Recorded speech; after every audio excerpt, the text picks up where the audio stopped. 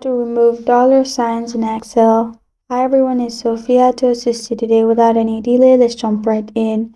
First, open Excel.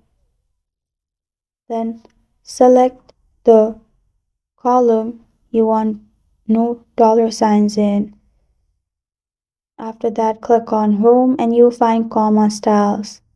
Click on Comma Styles, and if you have dollar signs in here, it will be removed.